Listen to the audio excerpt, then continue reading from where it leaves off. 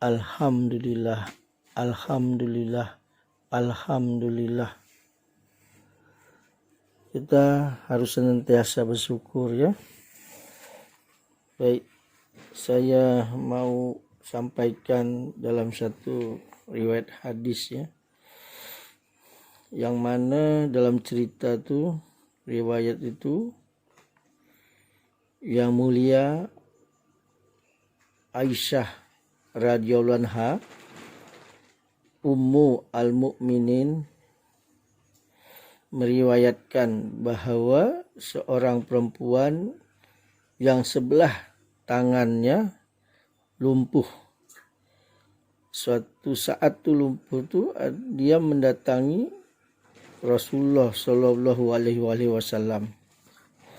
Perempuan itu mengatakan bahawa dirinya telah bermimpi.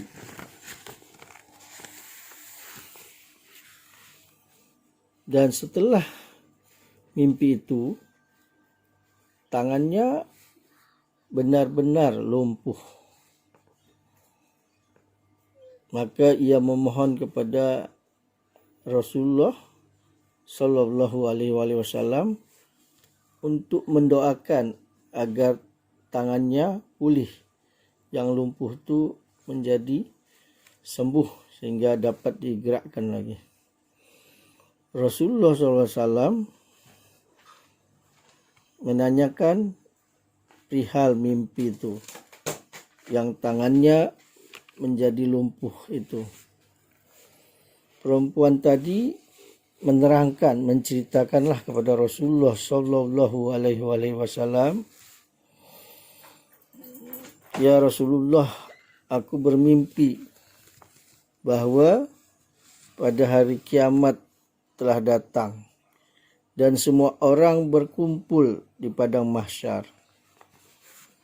Timbangan sudah disiapkan dan neraka dibawa ke tempat itu.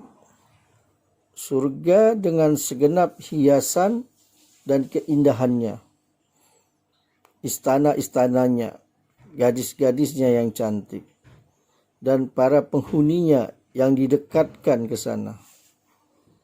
Lalu aku melihat ibuku memegang sekerat daging, sepotong daging di satu tangan, dan sepotong kain kumal, kain yang buruk, di tangan lainnya. Ia berusaha melindungi dirinya dengan daging dan kain kumal itu dari gelegak, dari sambaran api neraka.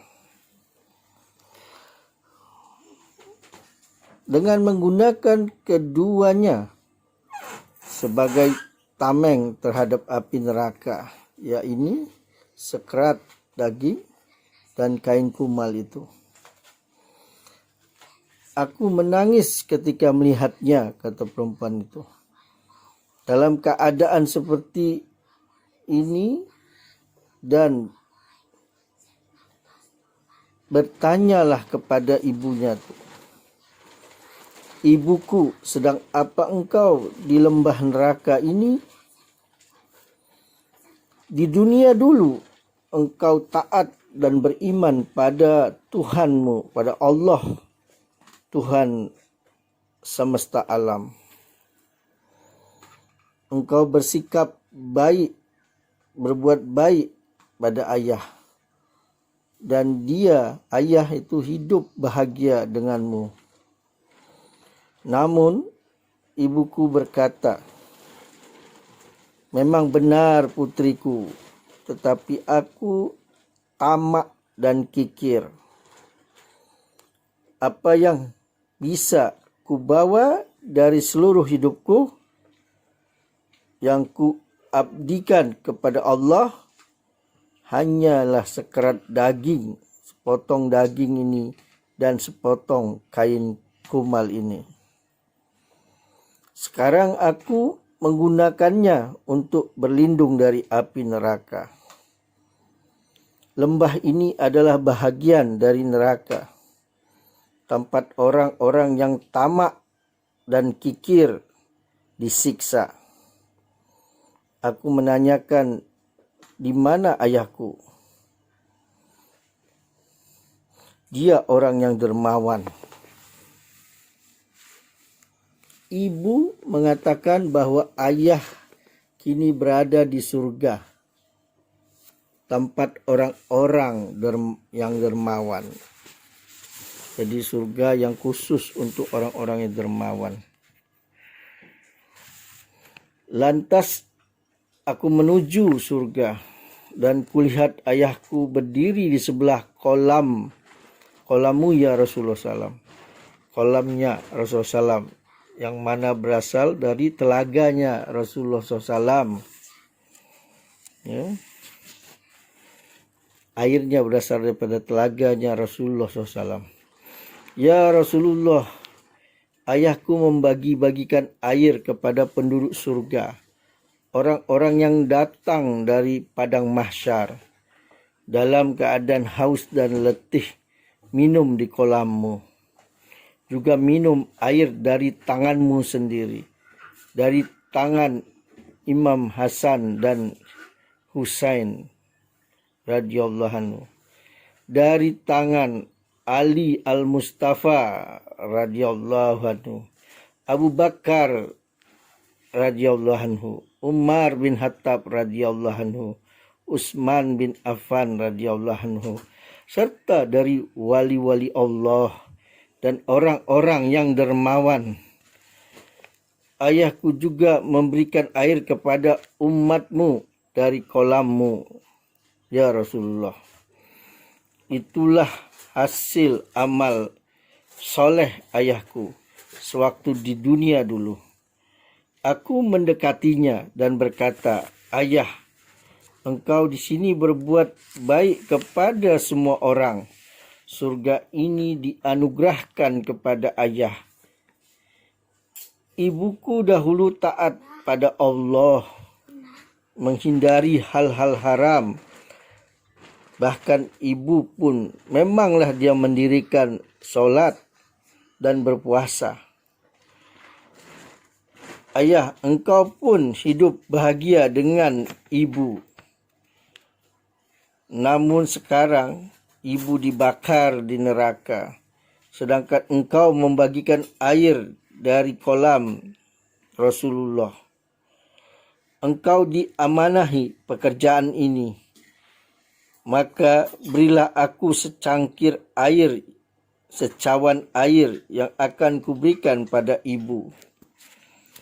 Ayahku menjawab, cahaya mataku, perkataanmu benar, namun orang yang tamak dan kikir ataupun dikata pelit dilarang minum air kolam Rasulullah SAW ini.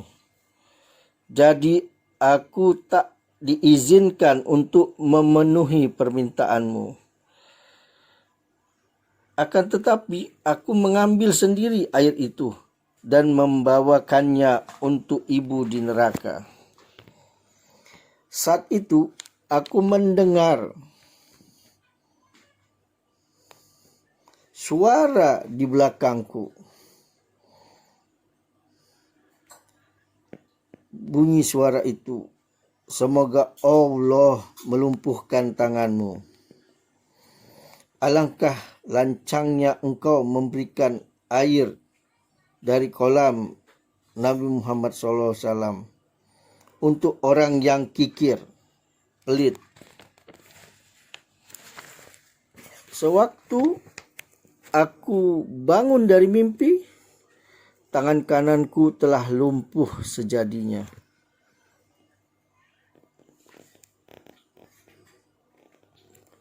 Rasulullah pemberi syafaat itu kemudian menaruh tongkatnya di atas tangan perempuan itu dan berkata,